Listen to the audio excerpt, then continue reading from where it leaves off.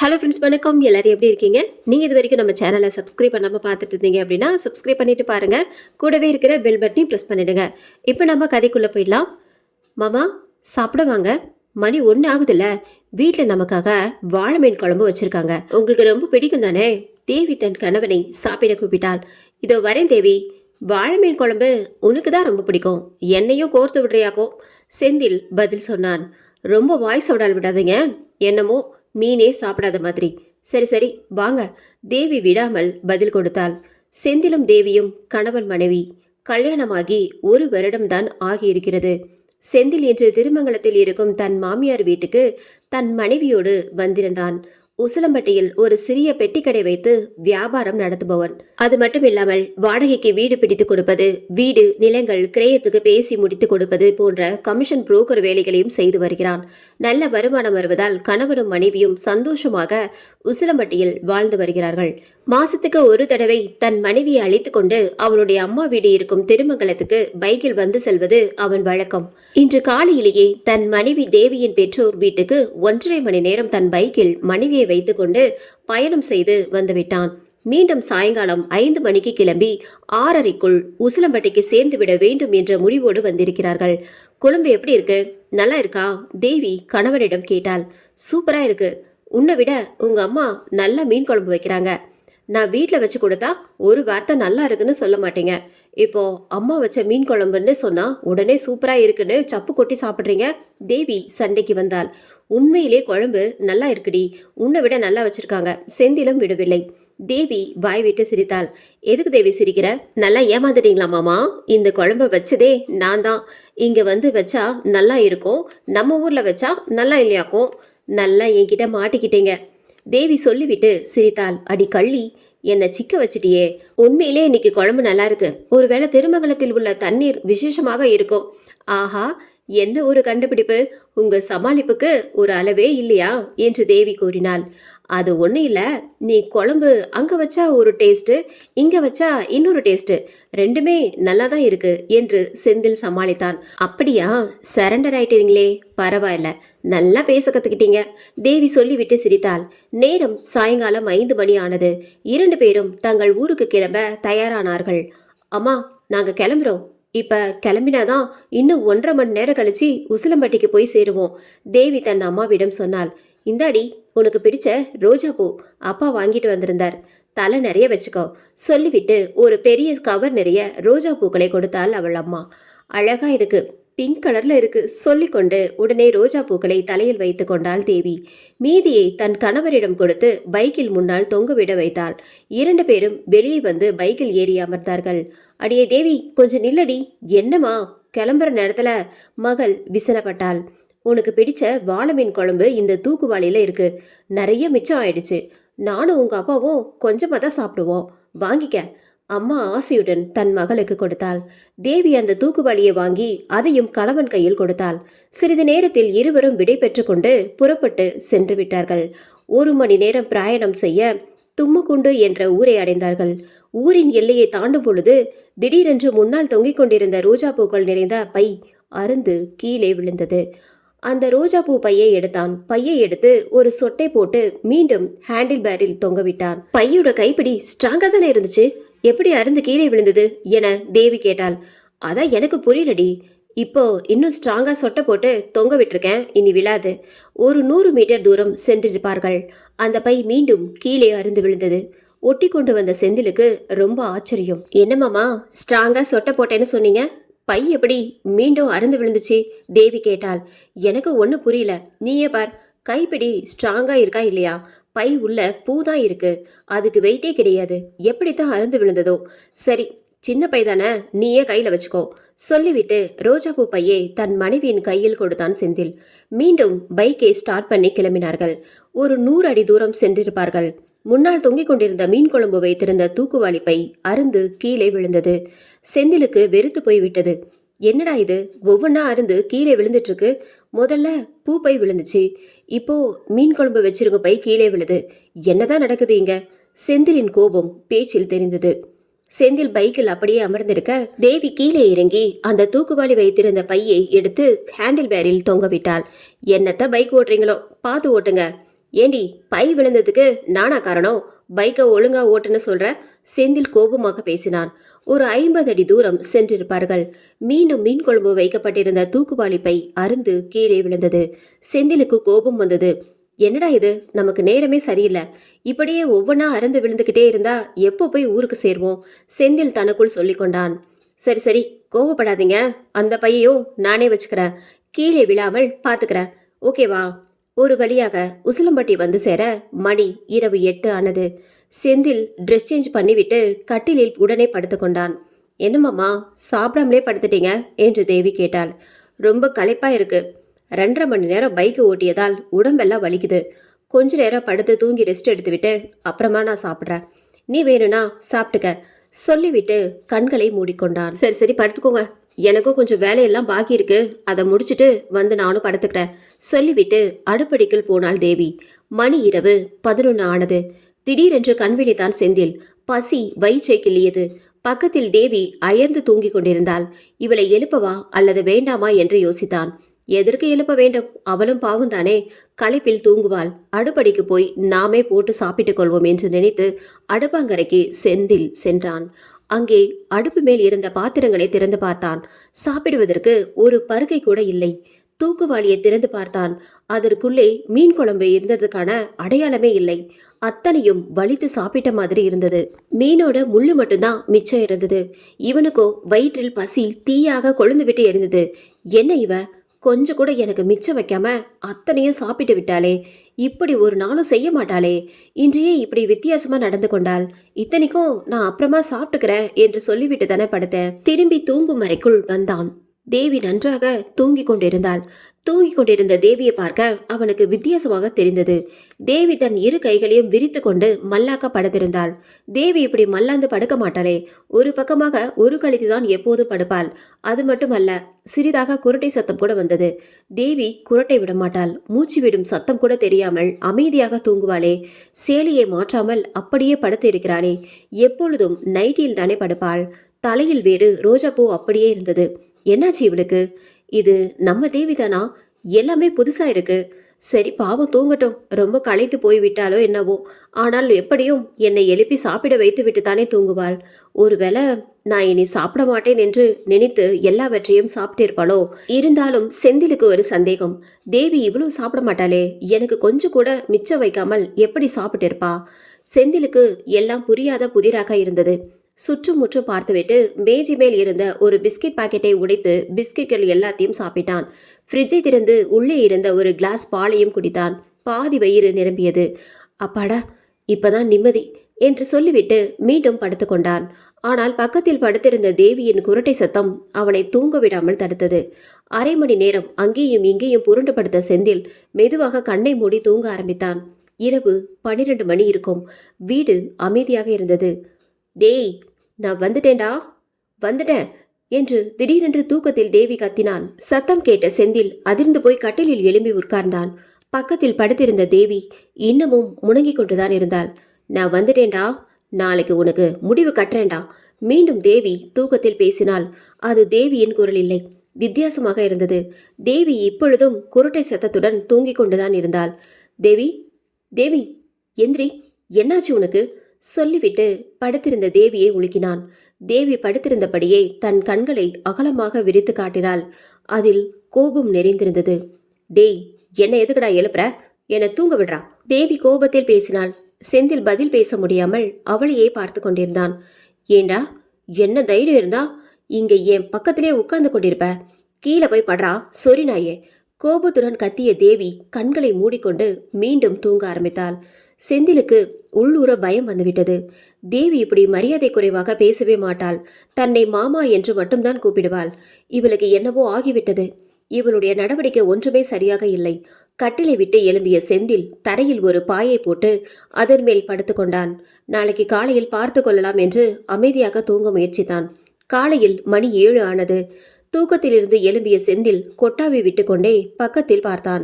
அங்கே தேவி இன்னமும் தூங்கிக் கொண்டிருந்தாள். அவனுக்கு இப்பொழுதும் ஆச்சரியம் தலை தூக்கியது.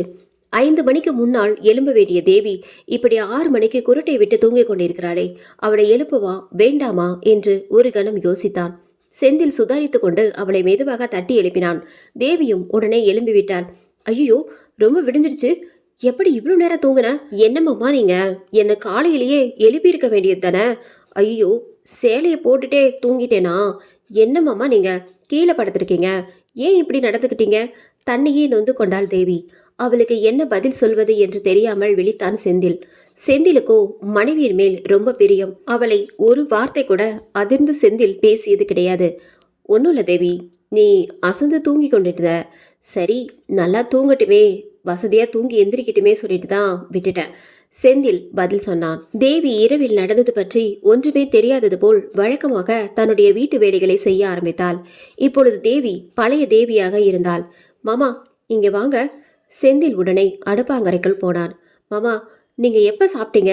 என்கிட்ட சொல்லி இருக்க கூடாதா? நான் உங்களுக்கு பரிமாறி இருப்பேனே என்று தேவி கேட்டாள்.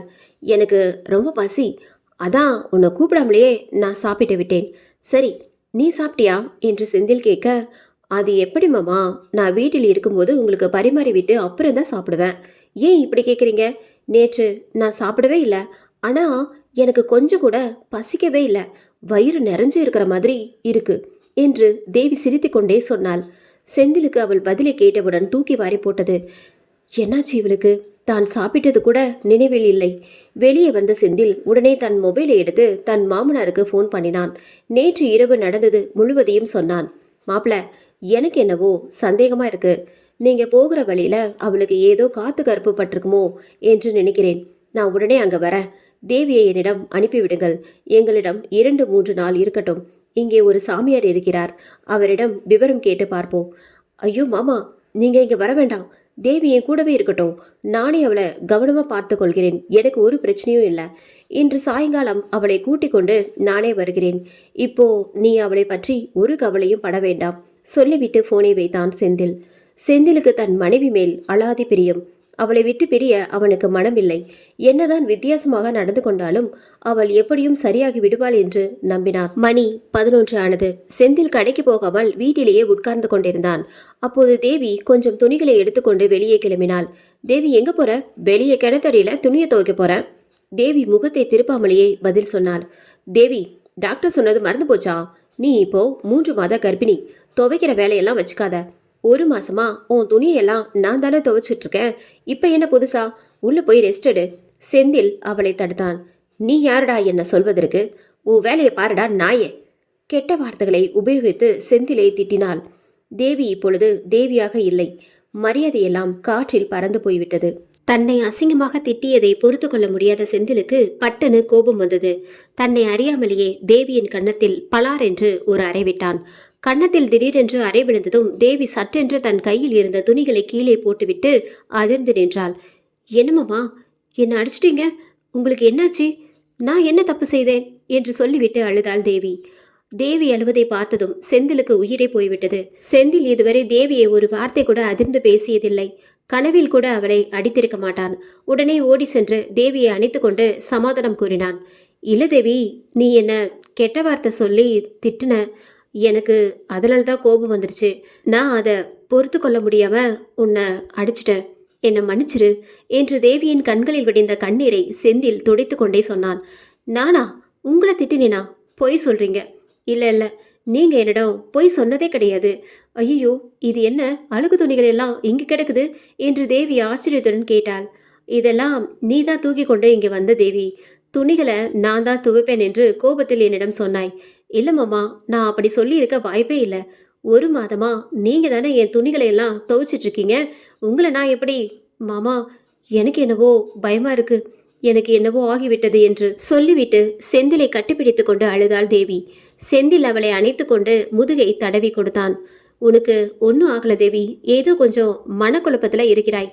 கொஞ்ச நாளில் எல்லாம் சரியாகிடும். நீ தைரியமாயிரு, நான் உன் கூடவே இருக்கிறேன். கடவுள் துணை இருப்பார். செந்தில் என்னென்னவோ தைரியம் சொன்னாலும் உள்ளுக்குள் துடிதுடித்து கொண்டிருந்தாள் தேவி. சாயங்காலம் 6 மணி ஆனது.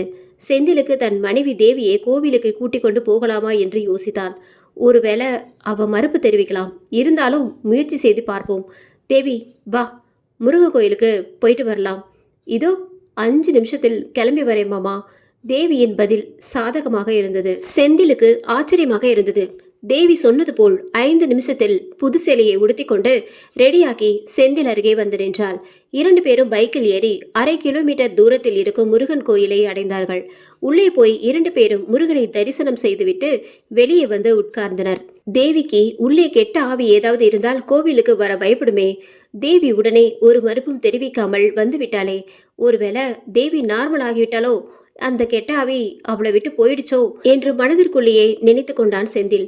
கொஞ்ச நேரத்தில் இருவரும் வீட்டுக்கு வந்து சேர்ந்தார்கள். வீட்டுக்கு உள்ளே நுழைந்ததும் தேவியின் சுபாவம் மாறியது. தேவி செந்திலின் சட்டையை பிடித்து உலுக்கினாள். டேய் நாயே, என்னை ஏமாத்திட்டு கோயிலுக்குள்ள கூட்டிக் கொண்டு போகலாம் என்று நினைத்தாயா? கோயிலுக்குள்ள கூட்டிட்டு போனா நான் பயந்து இவளை விட்டுட்டு போயிருவேன்னு நினைச்சியா? எனக்கு தெரியும்டா நீ எதுக்கு என்ன கோயிலுக்கு கூட்டிட்டு போறேன் என்று. உனக்கு தெரியாது, நான் கோயில் வாசலிலேயே இவளை விட்டு விலகி நின்று விட்டேன்.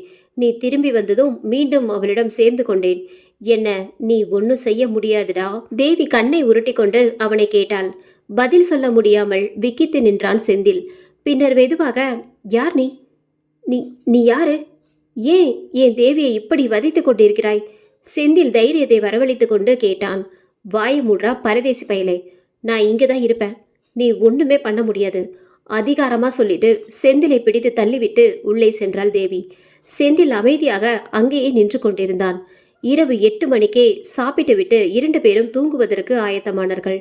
தேவி சாதாரணமாகவே நடந்து கொண்டாள். இவள் எப்போது மாறுவாள் என்று தெரியாமல் விழித்து கொண்டிருந்தான் செந்தில்.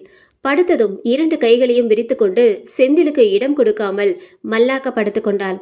செந்திலும் கீழே பாயை விரித்து அதன் மேல் படுத்து கொண்டான். தேவியை எங்கேயாவது மந்திரவாதியிடம் கூட்டிக் கொண்டு செல்லலாம் என்று நினைத்தான். ஆனால் இந்த ஆவி வித்தியாசமாக நடந்து கொள்கிறது. கோவிலுக்கு சென்றால் வெளியே நின்று கொண்டது. மந்திரவாதியிடம் கூட்டி சென்றாலும் இதுதான் நடக்கும். மிகுந்த கவலையுடன் கண்களை மூடிக்கொண்டான் செந்தில். மணி இரவு 11:30 ஆனது. செந்தில் நன்றாக தூங்கிக் கொண்டிருந்தான். கட்டிலில் படுத்துக் கொண்டிருந்த தேவி திடீரென்று எழும்பி உட்கார்ந்து கொண்டாள். பக்கத்தில் அயர்ந்து தூங்கிக் கொண்டிருந்த செந்திலை பார்த்தாள். அடுத்த நொடி கட்டிலை விட்டு எழுப்பி வீட்டின் கதவை திறந்து வெளியே வந்தாள். அவள் கண்களில் கோபம் கொப்பளித்தது. வீட்டை விட்டு வெளியே வந்த தேவி கோபத்துடன் வேகமாக தெருவில் நடந்தாள். திடீரென்று காற்று பலமாக வீசியது. கண்கள் கூசும் அளவுக்கு மின்னல் வானத்தில் தோன்றியது. தேவி நடந்தாளா பறந்தாளா என்று யூகிக்க முடியாத அளவுக்கு ஒரு வேகம். 1/2 கிலோமீட்டர் தூரத்தில் ஊரின் எல்லையில் இருந்த ஒரு பழைய மண்டபத்தை வந்து அடைந்தாள் தேவி. பக்கத்தில் எங்கேயும் ஆள் நடமாட்டம் இல்லை. அந்த மண்டபத்தில் 3 பேர் சாராயம் குடித்துவிட்டு அங்கேயே போதையில் கொஞ்சம் கூட உணர்வு இல்லாமல் அலங்கோலமாக படுத்து கிடந்தார்கள். இதை எதிர்பார்த்துதான் தேவி அங்கே வந்தாள். கோபத்துடன் நடந்து வந்த தேவி அவர்கள் அருகில் சென்றாள். 3 பேரையும் நெருங்கி மாறி மாறி பார்த்தாள். அதில் ஒருத்தனை பார்த்ததும் அவளுக்கு கோபம் தலைக்கு ஏறியது. மூச்சு காற்று வெப்பமாக வெளியே வந்தது. ஆனால் உள்ளுக்குள் சந்தோஷம் நிறைந்திருந்தது. அது தேடி வந்தவன் கிடைத்து விட்டதால் வந்த மகிழ்ச்சி. உடனே கோபமாக தன் கையை நீட்டி அங்கே படுத்திருந்த அந்த குறிப்பிட்ட ஒருத்தனின் தலைமுடியை கொத்தாக பிடித்து பரபரவென்று இழுத்து வெளியே போட்டாள். முழு போதையில் இருந்ததால் அறிவழகனுக்கு தான் யாரால் எதனால் இழுக்கப்படுகிறோம் என்பதை கூட அறியாமல் இருந்தான். மற்ற 2 பேரும் போதை தலைக்கு ஏறி உணர்வே இல்லாமல் பிணம் போல் படுத்து கிடந்தனர். என் முடிய விடு, தலை வலிக்குது, தலை வலிக்குது என்று ஈர சுரத்தில் கத்தினான் அறிவழகன். அறிவழகனை இழுத்து கொண்டு தரையில் தனியாக கிடத்தினாள். அவள் கோபத்தில் அவன் முகத்தில் காரி துப்பினாள். தன் வலது காலை தூக்கி அவன் மார்பில் மிதி மிதி என்று மிதித்தாள். அவனும் வலி மிகுதியால் குடிபோதையும் மீறி அலறினான். ஆனால் பாவம், சத்தம்தான் தொண்டையை விட்டு வெளியே வரவில்லை. கொஞ்சமும் தாமதிக்காமல் அவன் உடுத்திருந்த சட்டை மற்றும் வேஷ்டியையும் உள்ளாடையும் அவிழ்த்து தூர வீசினாள் தேவி. அம்மனமாக தரையில் கிடந்த அவன் தேவி சுற்றிலும் பார்த்தாள். அங்கே குடித்துவிட்டு வீசி எறியப்பட்டிருந்த பாட்டில் ஒன்றை எடுத்தாள். அதை கீழே கிடந்தவரின் முகத்திலே அடித்து உடைத்தாள். பாட்டில் 2-3ஆக உடைந்தது. அறிவழகனின் தலையில் இருந்து ரத்தம் கசிந்தது. முகத்தில் கண்ணாடி சில்லு கீறியதால் கத்தினான் அறிவழகன். உடைந்த பாட்டில் கூராக இருந்தது. அதை கையில் வைத்துக்கொண்டு ஆக்ரோஷமாக கீழே கிடந்தவனை பார்த்தாள். பயங்கர ஆக்ரோஷத்துடன் கண்களை அகல விரித்து கொண்டு அவனுடைய கழுத்தில் உடைந்த கூரான பாட்டிலை இறக்கினாள் தேவி. தொண்டையை கிழித்து கொண்டு அந்த உடைந்த பாட்டில் உள்ளே சென்றது. கழுத்தில் இருந்து ரத்தம் பீரிட்டு சாடியது. செத்து தொலடா ஈன பிறவியே என்று அடி தொண்டையிலிருந்து கத்தினாள். வலியால் துடித்து கதறினான் அறிவழகன். ஆனால் தேவி அவன் சாகும் வரை வெறி கொண்டு குத்தி கொண்டே இருந்தாள். அறிவழகனின் கைகளும் கால்களும் துடித்து கொண்டே இருந்தது. கடைசியில் அவன் மூச்சு அடங்கியது. அவன் கழுத்தில் இருந்து ரத்தம் கொப்பளித்து கொண்டு வெளியே பாய்ந்தது. பாவம், அறிவழகனுக்கு உதவி செய்ய யாரும் இல்லை. இவனுடன் குடிக்க வந்திருந்த மற்ற 2 பேரும் குடிபோதை தலைக்கு ஏறி செத்த சவம் போல் மண்டபத்தில் உணர்வே இல்லாமல் படுத்து கிடந்தார்கள். ஆனால் தேவிக்கு இன்னும் ஆத்திரம் தீரவில்லை. அந்த உடைந்த பாட்டில் இன்னும் அவள் கையில் இரத்த கரையோடு இருந்தது.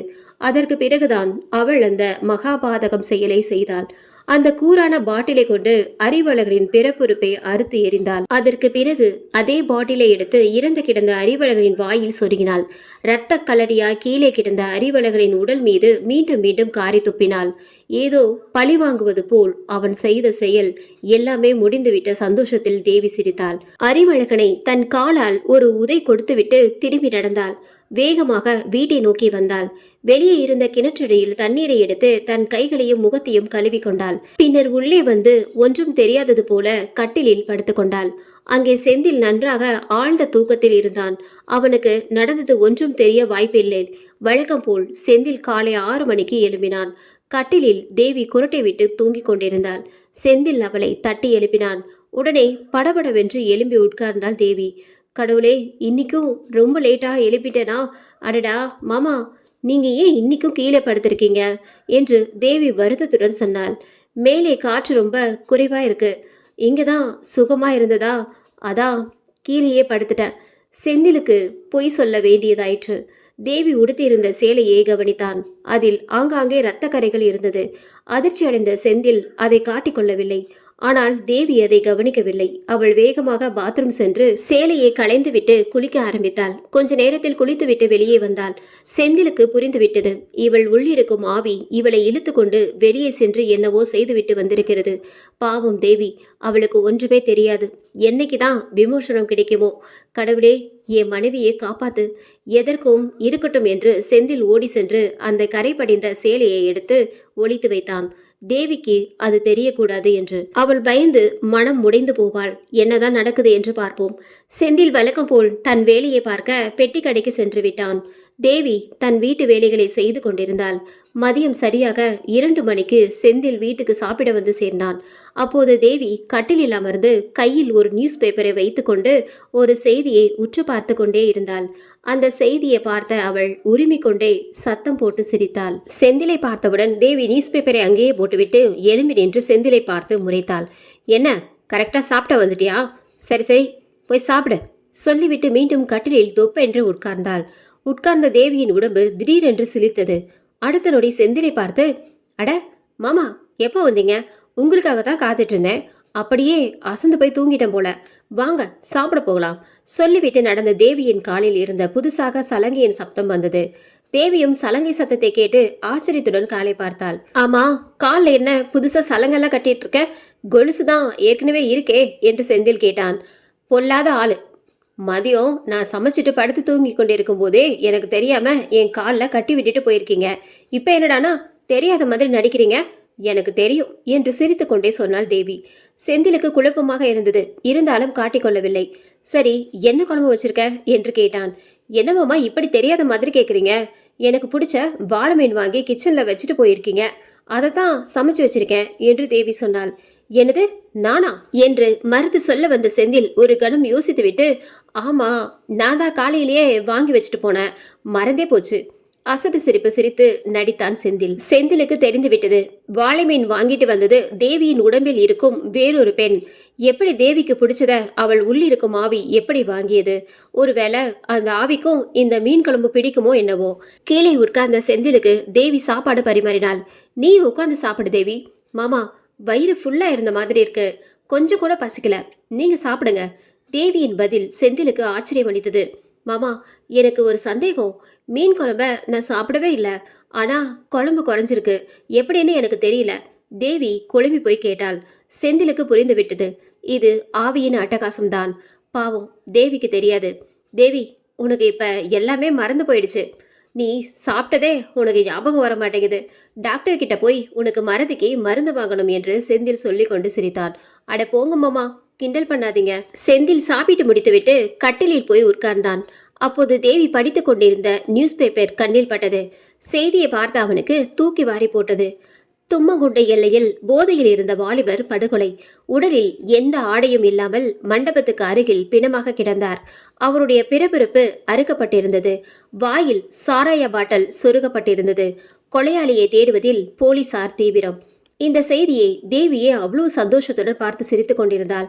ஒருவேளை தேவியின் உள்ள இருக்கோ ஆவிதான் இதை செய்திருக்குமோ? அதனால்தான் அவள் உடையில் இரத்தக்கரை படிந்திருந்தது. நல்ல வேலை, தேவிக்கு தெரியாமல் அந்த இரத்தக்கரை படிந்த சேலையை ஒளிச்சு வச்சிட்டேன் என்று நினைத்து கொண்டான் செந்தில். மீண்டும் கடைக்கு புறப்பட்டு சென்றான். இரவு 8 மணிக்கு வீட்டுக்கு திரும்பி வந்தவன் உடனே தேவியை தேடினான். இன்றும் தேவி கட்டிலில் படுத்து நன்றாக தூங்கிக் கொண்டிருந்தாள். செந்தில் சாப்பிட்டு விட்டு கட்டில் பக்கத்தில் பாய் போட்டு படுத்து கொண்டான். நன்றாக குரட்டை விட்டுக்கொண்டு கைகளை விரித்து கொண்டு மல்லாக்க படுத்து கொண்டிருந்தாள் தேவி. தேவியை அப்படியே நின்று சிறிது நேரம் பார்த்து கொண்டிருந்த செந்திலுக்கு கண்களில் கண்ணீர் கசிந்தது. தேவி இன்றும் வெளியே போனாலும் போவாள் என்று எதிர்பார்த்து தூங்காமல் இருக்க எண்ணிக்கொண்டான். இரவு 11 மணி ஆனது. செந்தில் கஷ்டப்பட்டு கண்களை திறந்து விழித்து கொண்டிருந்தான். ஆனால் அவனால் முடியவில்லை. ஏதோ மந்திரத்திற்கு கட்டுப்பட்டது போல திடீரென்று அவனை அறியாமலேயே தூங்கிவிட்டான். உடனே தேவியின் கண்கள் பட்டென்று தெரிந்தது. கட்டிலை விட்டு எழும்பி கீழே படுத்திருந்த செந்திலை ஒரு கணம் நோட்டமிட்டாள். உடனே அங்கிருந்து கிளம்பி வாசலை நோக்கி போனாள். திறந்து வெளியே வந்த பின்னர் கதவை மூடிவிட்டு வெளியே வேகமாக கிளம்பி சென்றாள். 10 நிமிஷத்தில் பஸ் உசிலம்பட்டி பஸ் ஸ்டாண்டை அடைந்தாள் தேவி. பஸ் ஸ்டாண்டில் நடமாட்டம் குறைவாகவே இருந்தது. தேனியில் இருந்தும் மதுரையில் இருந்தும் வரும் பஸ்கள் பஸ் ஸ்டாண்டில் வெளியே மெயின் ரோட்டில் நின்றுவிட்டு சென்று கொண்டிருந்தன. தேவி யாருக்கும் தெரியாமல் ஒரு ஓரத்தில் இருட்டில் நின்று கொண்டிருந்தாள். தலை நிறைய ரோஜா பூ சூடியிருந்தாள். முகத்தில் பூரா பவுடர் பூசிக்கொண்டு மிகவும் வாசனையுடன் பளிச்சென்று இருந்தாள். அப்பொழுது தேனியில் இருந்து வரும் பஸ் ஒன்று ரோட்டின் ஓரத்தில் வந்து நின்றது. அதிலிருந்து இறங்கிய 2 பேரை பார்த்தவுடன் தேவிக்கு கோபம் தலைக்கேறியது. அவர்கள் 2 பேரை பார்த்ததும் தேவி தான் ஒளிந்திருந்த இடத்திலிருந்து வெளியே வெளிச்சத்துக்கு வந்தாள். அவர்கள் கண்ணில் படும்படி ஒரு இடத்தில் நின்று கொண்டாள். வாங்கடா, காம வெறி பிடிச்ச பொறுக்கி நாய்களா, உங்களுக்காக தாண்டா நான் காத்துட்டு இருக்கேன் தேவி மனதில் நினைத்து கொண்டாள். இறங்கிய 2 பேரும் போதையில் இருந்தார்கள். மேலும் கையில் இருந்த பைக்குகள் 2 பாட்டில்கள் வைத்திருந்தார்கள். கொஞ்ச தூரம் நடந்த பிறகுதான் ஒரு பெண் தனியாக தலையில் ரோஜா பூ வைத்து கொண்டு நிற்பதை பார்த்தார்கள். தேவி தனியாக நிற்பதை கண்டதும் இவர்களுக்கு உடம்பு முறுக்கேறியது. டேய் குமாரு, அங்க பாரு, ஒரு கேஸ் நின்றுட்டு இருக்கு. சூப்பரா இருக்கா, எப்படியாவது மடக்கி அவளை இழுத்துக்கிட்டு போயிடலாம். ஆமாண்டா, வந்ததோ நமக்கு விருந்துதான். கடவுளின் கருணையோ கருணை. அவளிடம் போய் பேசலாம் குமார். அவர்களுடைய கால்கள் தன்னிச்சையாக தேவியை நோக்கி சென்றன. 2 பேரும் மெதுவாக நடந்து அவள் அருகில் வந்தனர். அவள் சூடியிருந்த ரோஜா பூக்களின் மனம் இவர்களுடைய போதையை மேலும் கூட்டியது. என்னம்மா தங்கச்சி, இந்த நடுராத்திரில பஸ் ஸ்டாண்ட் பக்கம் நிற்கிற, பஸ்ஸை விட்டுட்டியா என்று குமார் கேட்க, திருமங்கலத்துக்கு போகணும் அண்ணா, ஆனால் வர்ற பஸ் எல்லாம் மதுரைக்கும் தேனிக்கும் தான் போயிட்டுருக்கு என்று தேவி பதில் சொன்னாள்.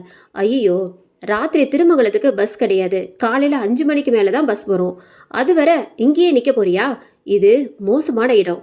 நீ வேணும்னா ஒன்று பண்ணு, நாங்கள் திருமங்கலம் தான் போகிறோம், பைக் வச்சுருக்கோம், 3 பேரும் அட்ஜஸ்ட் பண்ணிட்டு போயிடலாம்.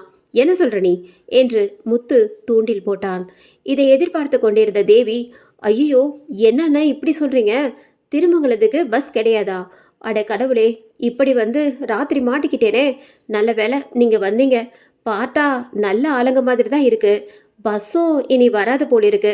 சரிங்க அண்ணே, என்னையும் உங்கள் கூட கூட்டிகிட்டு போயிடுங்க, புண்ணியமாக போகும்.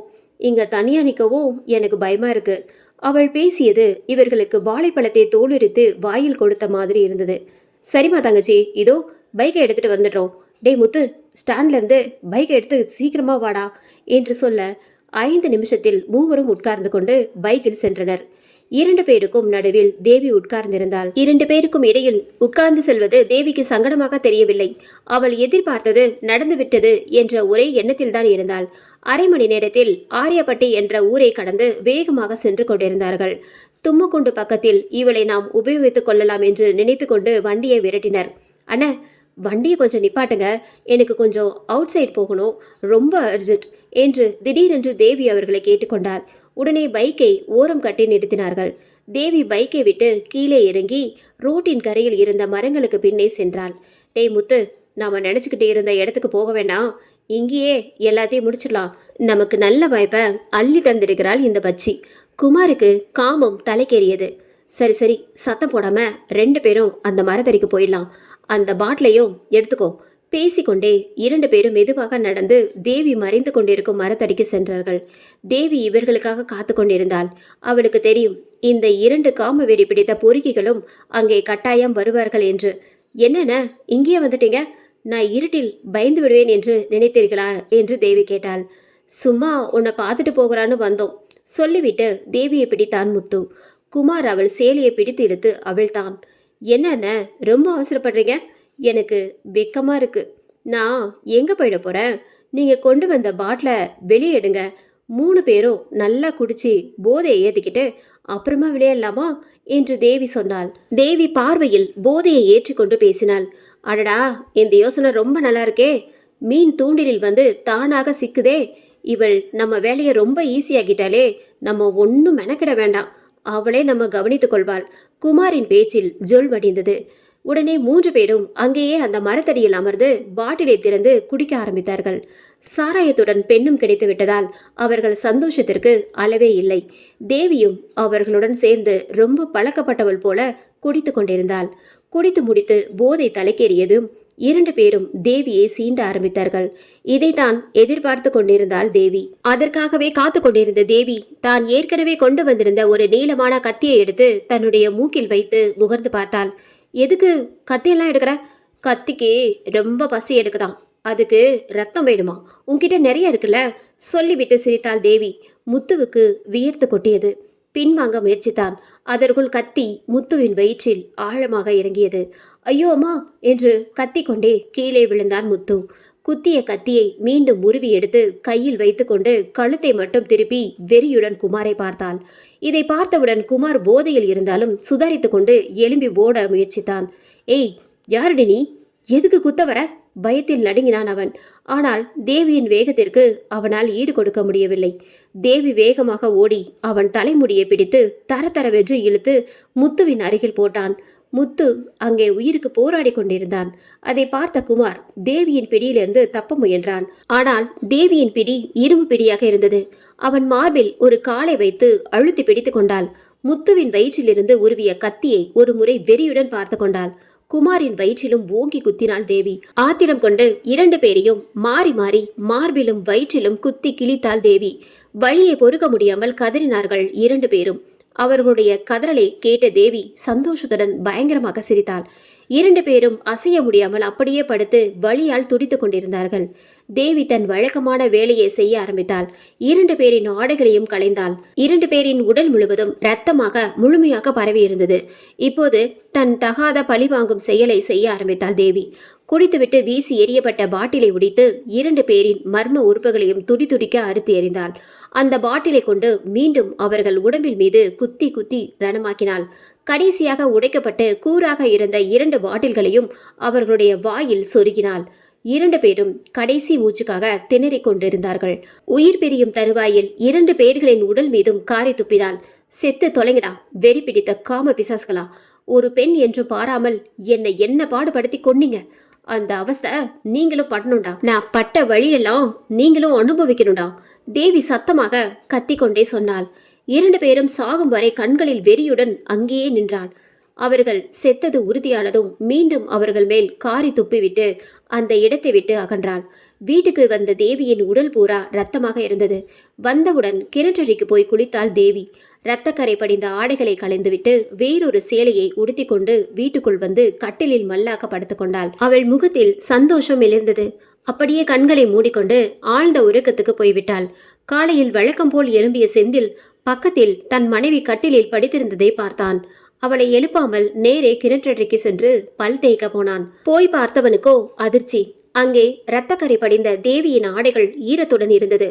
தன்னை சுற்றி பார்த்தான். யாரும் இல்லை. அந்த இரத்தக்கரை படிந்த ஆடைகளை எடுத்து வீட்டுக்குள்ளே சென்று ஒரு மூலையில் பதுக்கி வைத்தான். மனைவி இன்னமும் ஆழ்ந்த உறக்கத்தில் இருந்தாள். நேற்று ராத்திரி யாரை கொலை செய்துவிட்டு வந்தாலோ தெரியவில்லை. அவனுக்கு புதிராகவே இருந்தது. தேவியை மெதுவாக எழுப்பி பார்த்தான். அவளும் உடனே எழும்பி வேலைகளை பார்க்க ஆரம்பித்தாள். வேலைகளை முடித்துவிட்டு கட்டிலில் அமர்ந்த தேவி திடீரென்று ஆவேசமானாள். என்னவோ ஏதோ என்று ஓடி வந்த செந்தில் அவள் அருகில் நின்றான். என்னடா பாக்குற? முடிச்சிட்டேண்டா, நான் எல்லாவற்றையும் முடிச்சிட்டேண்டா, சத்தமாக சிரித்து கொண்டு கத்தினாள். தேவி கட்டிலில் உட்கார்ந்திருக்க செந்தில் அவள் காலடியில் உட்கார்ந்து கொண்டு பேச ஆரம்பித்தான். தாயே, நீங்க யார் என்று எனக்கு தெரியாது. நான் உங்களுக்கு எந்த தொந்தரவும் கொடுக்கவில்லை. நீங்கள் தயவு செய்து என் மனைவிய விட்டுட்டு போயிடுங்க. அவ பாவம், ரொம்ப கஷ்டப்படுறா. செந்தில் மன்றாடினான். என்று உருமினாள் தேவி. எங்களுக்கு இரக்கம் காட்டு தாயே, எங்களை வாழ விடு. தயவு செய்து என் மனைவிய விட்டுடு. பார்க்கலாம். என் வேலை முடிஞ்சிச்சு. அதை உறுதி செய்ய வேண்டும். இன்றைய நியூஸ் பேப்பரை கொண்டு வா. உடனே வெளியே ஓடிப்போய் ஒரு நியூஸ் பேப்பரை வாங்கி கொண்டு அவள் கையில் கொடுத்தான். புரட்டி பார்த்த அவள் ஒரு செய்தியை பார்த்ததும் ஆனந்தமடைந்தாள். செந்திலை பார்த்து, பாருடா, இதை நல்லா பாரு என்று சொன்னாள். பேப்பரை செந்தில் கையில் திணித்தாள். செந்தில் அந்த பேப்பரை வாங்கி படித்தான். அதில் 2 வாலிபர்கள் படுகொலை, ரத்தம் தோய்ந்த நிலையில் உடம்பில் ஆடை இல்லாமல் கண்டெடுக்கப்பட்டார்கள். இதற்கு முன்னால் நடந்த கொலை போலவே இவர்களுடைய மர்மமான உறுப்புகளும் அறுக்கப்பட்டு வாயில் உடைந்த பாட்டில்களும் சுருக்கப்பட்டிருந்தன. இந்த கொலைகள் எல்லாவற்றையும் ஒரே நபர்தான் செய்திருக்க வேண்டும். படித்துவிட்டு தேவியை பார்த்தான் செந்தில்.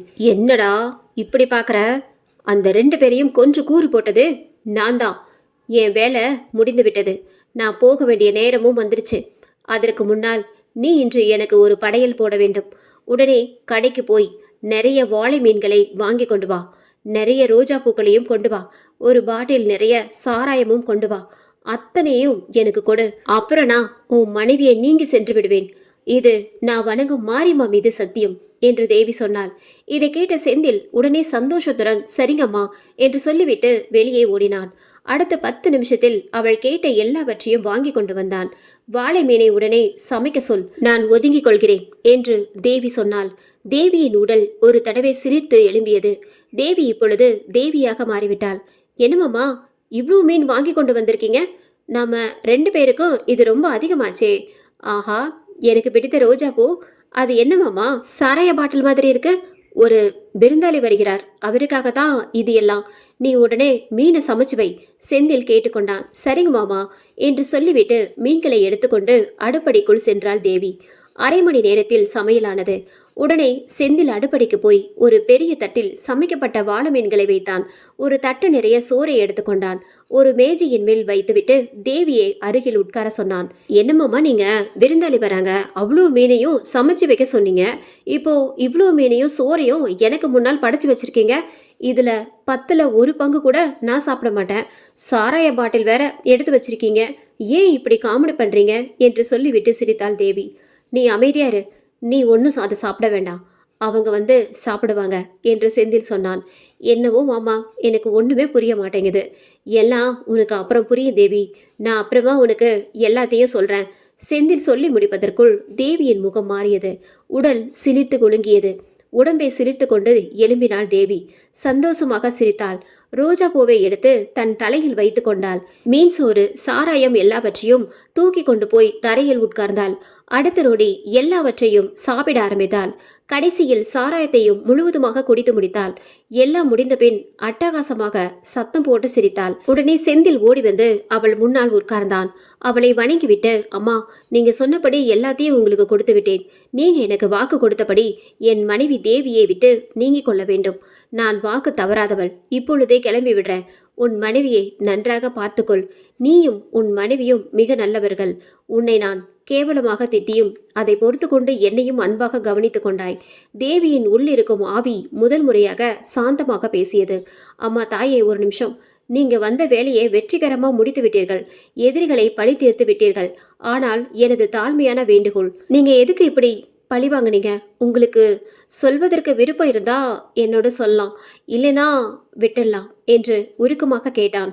என்னுடைய பாவப்பட்ட கதையை நீ ஏன் கேட்கிறாய்? நீ கண்கலங்கி விடுவாய். இருந்தாலும் நீ இவ்வளவு அன்புடன் கேட்டதற்காக நான் சொல்கிறேன் கேள். சொல்ல ஆரம்பித்தது தேவியின் உள் இருக்கும் ஆவி. தேவி பெருமூச்சு விட்டாள். திடீரென்று சத்தம் போட்டு அழத் தொடங்கினாள். மூடிய கண்களிலிருந்து கண்ணீர் அருவியாய் கொட்டியது. அப்போது அவள் உடல் நடுங்கியது. தொடர்ந்து 2 நிமிடங்கள் அழுதாள். பிறகு தன் கண்களில் வழிந்த கண்ணீரை துடைத்து கொண்டு பேச ஆரம்பித்தாள் தேவி. ஊரே திருவிழா கோலத்தில் இருக்க ஆரம்பிக்க போகும் கரகாட்டத்துக்காக சுற்றி மக்கள் கூடியிருந்தனர். ஏய் பவளக்கொடி, உன் மேக்கப் எல்லாம் முடிஞ்சிருச்சா? உனக்காகத்தான் மக்கள் காத்து கொண்டிருக்கிறார்கள். அவர்களுக்கு திருவிழா கூட முக்கியம் இல்ல, நீ தான் முக்கியம். நான் ரெடி. சலங்க மட்டும்தான் பாக்கி. அதையும் கட்டிக்கொள்கிறேன் சொல்லிவிட்டு ஜல் ஜல் என்று வெளியே வந்தாள் பவளக்கொடி. பவளக்கொடி ஒரு அற்புதமான கரகாட்டக்காரி.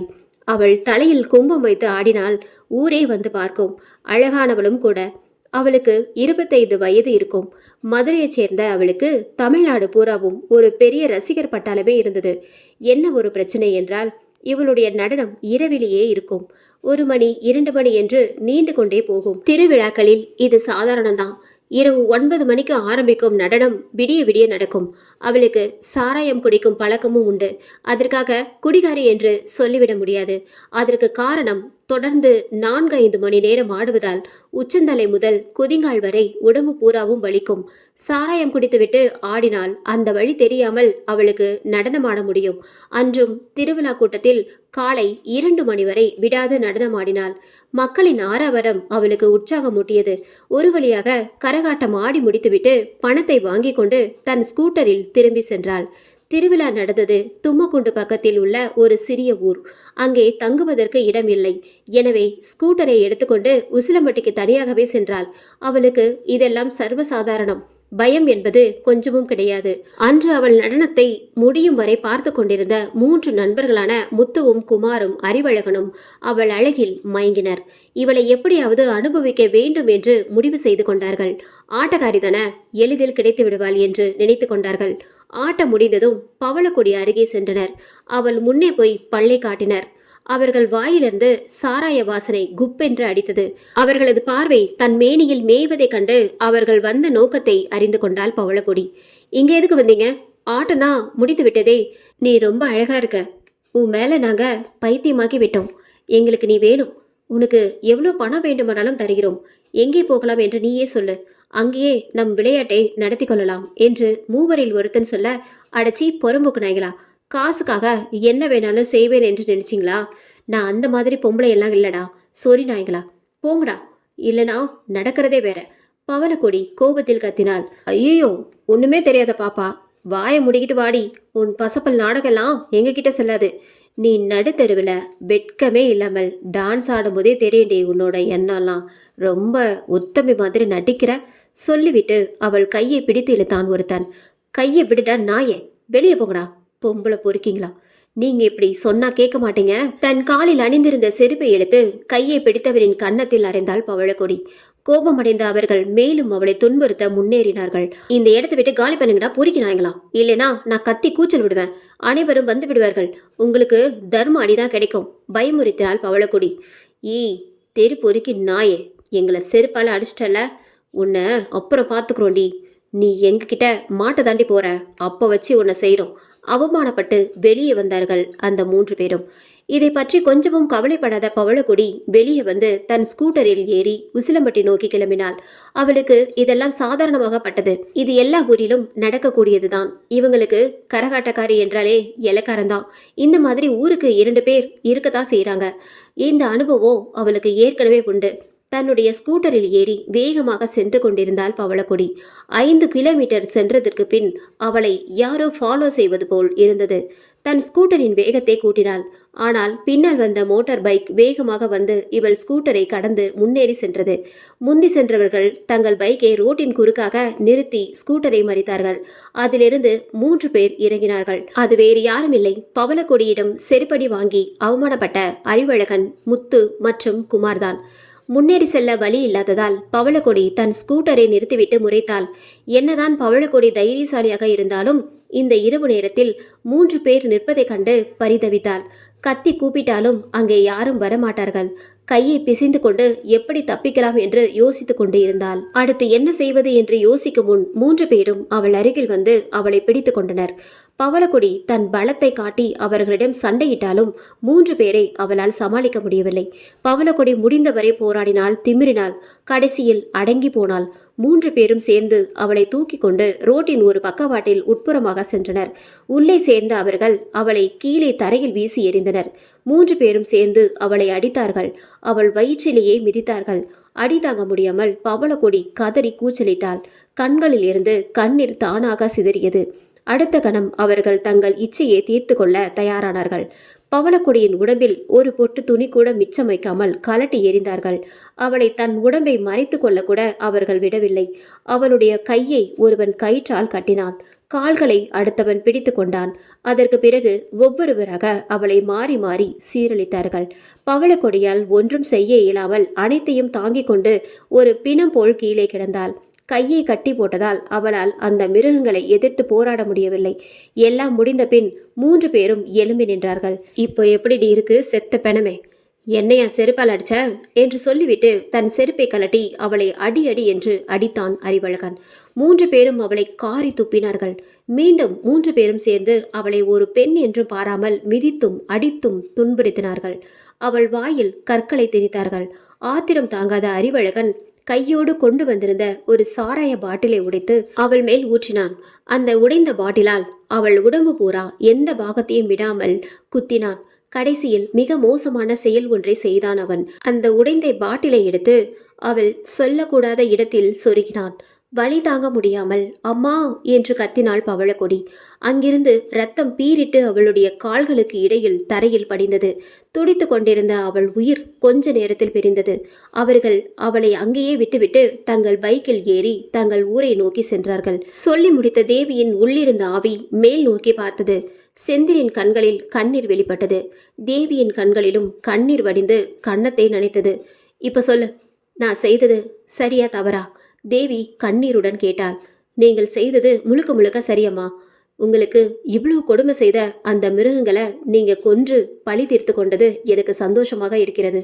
அவர்கள் இந்த உலகத்தில் வாழ அருகதையற்றவர்கள். நீங்கள் அந்த படுபாவிகளை கொன்று இந்த சமுதாயத்துக்கு நல்லது செய்து விட்டீர்கள். ஆனால் ஒரு சின்ன பயம், போலீஸ் தேவியை தேடிக்கொண்டு வந்துவிடக்கூடாதம்மா. நீங்கள் பழி தீர்த்து கொள்ள கொலை செய்தாலும் அது தேவியின் மூலமாகத்தான் செய்தீர்கள். அதுதான் எனக்கு பயத்தை தருகிறது என்று செந்தில் சொல்ல, அந்த கவலை உனக்கு வேண்டாம். அவர்களுக்கு அங்கே ஒரு தடயமும் கிடைக்கப் போவதில்லை. நீங்கள் எப்போதும் போல் நிம்மதியாக இருங்கள். இப்போது நான் உன் மனைவியை விட்டு நீங்குகிறேன். இனி என்னால் உங்களுக்கு எந்த தொந்தரவும் இருக்காது. நான் மன நிறைவுடன் நிம்மதியாக சொர்க்கத்துக்கு போகப் போகிறேன். சந்தோஷமாக என்னை வழி அனுப்பிவிடு. தேவியின் உள்ளே இருக்கும் பவளக்கொடி சொல்லியது. சந்தோஷமாக புறப்பட்டு செல்லுங்கள் பவளக்கொடி அம்மா. உங்களுடைய நல்ல ஆத்மா சாந்தி அடைய நான் இறைவனை வேண்டிக் கொள்கிறேன். செந்தில் கண்களை மூடிக்கொண்டு பவளக்கொடியை வணங்கினான். அடுத்த கணம் தேவியின் உடல் சிலிர்த்தது. அவள் உடம்பு தன்னாலேயே முறுக்கி கொண்டது. தன் 2 கைகளையும் மேல் நோக்கி நீட்டி மேலே பார்த்தாள்.